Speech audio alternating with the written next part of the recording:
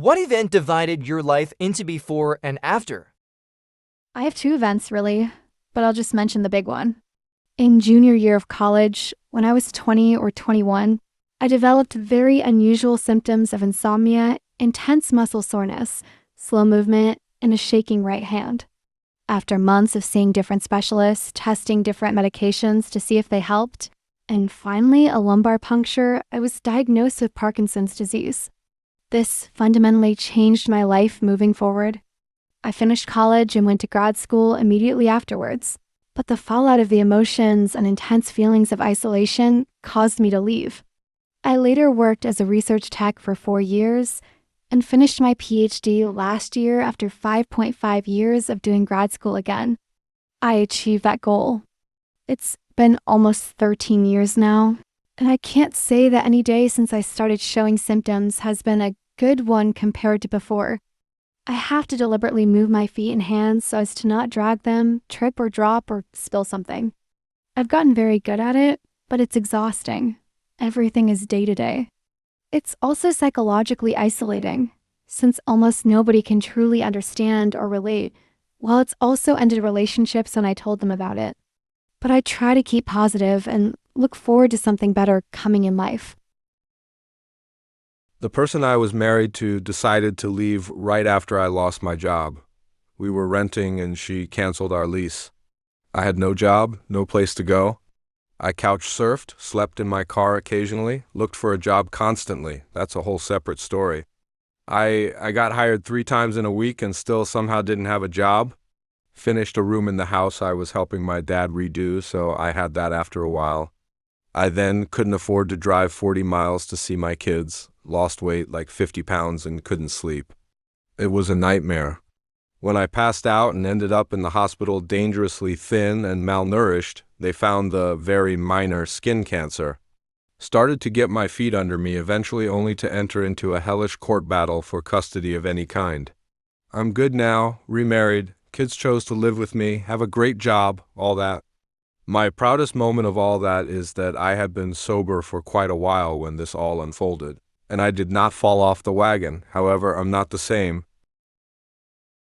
Suicide attempt? I had a number of them in my late teens to early 20s. One came close enough that I lost consciousness and went into respiratory arrest. Paramedics saved me.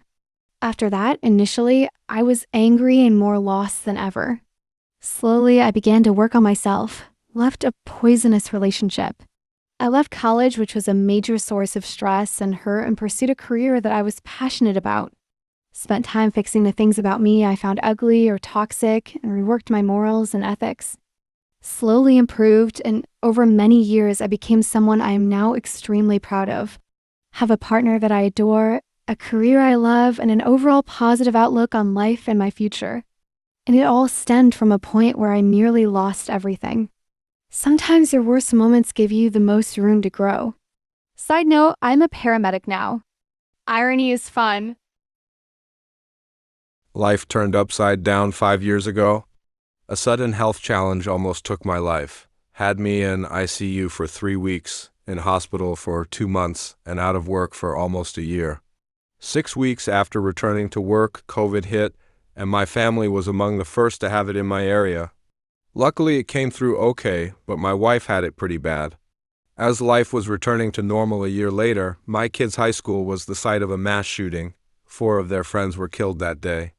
I often question if my near-death experience 5 years ago really resulted in my death and if I'm living in some alternate reality. Life is precious. Live each day you have to the fullest.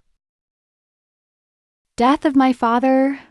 I lost my dad this year, and it seems like everything is now measured by his absence. Memories turn into subconscious countdowns.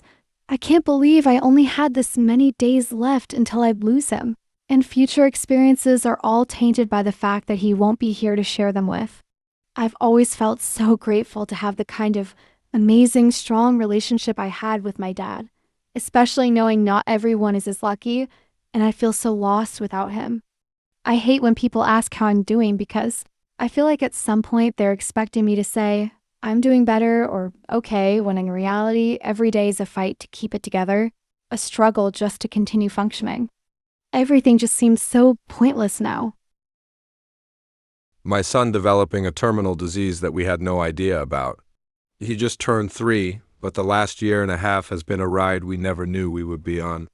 Up until almost 2, he developed normally and was just the happiest little boy. In early 2021, he was diagnosed with a rare terminal genetic disease called Crab disease after losing all of his abilities like walking, crawling, and even sitting up on his own in a matter of weeks out of nowhere. We ended up at the Children's Hospital of Pittsburgh to try to get him a stem cell transplant to prolong his life. They told us that without it, he would pass away by the end of the year, but if he got it, he may never be able to move or possibly even breathe on his own. That was the most stressful 24 hours of my life. He has gotten the transplant, can still somewhat move his arms and legs, and has the greatest smile you'll ever see, and he knows he is loved so much. We tried to get him into a gene therapy clinical trial, but he had an antibody that excluded him. Now, we are just hoping for a miracle to happen. He has a page called Prayers for Arthur, hope for a cure that we use to spread awareness and celebrate his life. My best friend's suicide. We were both 17 when he decided that he had enough of life. I spoke to him the day prior while my family and I were on a road trip to see him and other family. He came from the foster care system and knew that when he turned 18 the next month, he would be homeless. What he didn't know, and something that still haunts me, was part of the reason we were coming to visit was because my parents wanted to adopt him. I didn't tell him on that phone call because I wanted to surprise him. He took his life the next day, early in the morning. We arrived at 11:43. We saw the police and mortician at his foster mom's home. She told us what happened. They didn't let me see him. That was 14 years ago. I still wonder if things would have been different if I had just told him that we wanted him to be part of our family. Ever since then, while I have many friends, I have never had a best friend again. That was the day that I lost my rose-colored glasses. My husband's affair, living what I thought was a great existence. Happily settled, steady jobs, good friends, savings, decent cars, wonderful son, and another on the way. A week away from getting married, all the families are happy. Found out my partner had been cheating on me for years with multiple women. His job as a police officer allowed ample opportunity for screwing badge bangers and for believable overtime. Single mom life. Moved over 1,000 kilometers away to go back to my parents. Living on welfare, no savings, a car issue, pet issue, health issue away from total disaster. No sleep, not many friends, no job, raised a newborn on my own. Scary how life can totally upend in the morning. My parents are wealthy, selfish boomers. I had just had my first son, was working long hours at a car dealership, and my wife was working as well. My parents never gave me anything. We had incurred some credit card debt, about $3,000 that was destroying me. I hated owing money. I asked my dad for some help, dropping the well for them, and he coldly said no and basically said figure it out.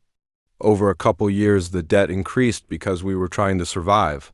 I took a job across the country, pulled my family out of everything, and we are thriving, all without their help.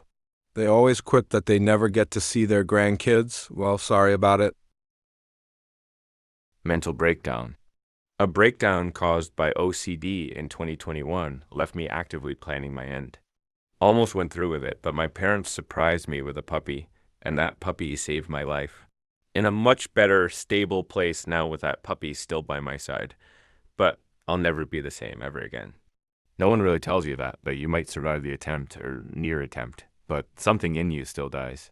And that part of you is just carried with you for the rest of your time, like a scar on your heart or brain or whatever. My wife and I suffered a miscarriage at 22 weeks. We birthed our deceased child and did the entire labor routine in the hospital. It was impossibly difficult with details I wouldn't wish anybody to ever experience. We gave our child the respect it deserved and asked the hospital to not tell us the gender. Months later, our OB/GYN gave us the documentation regarding the test performed on our child to allow us to understand the why behind the miscarriage. The first sentence read, "The deceased is unquestionably male." It ruined me.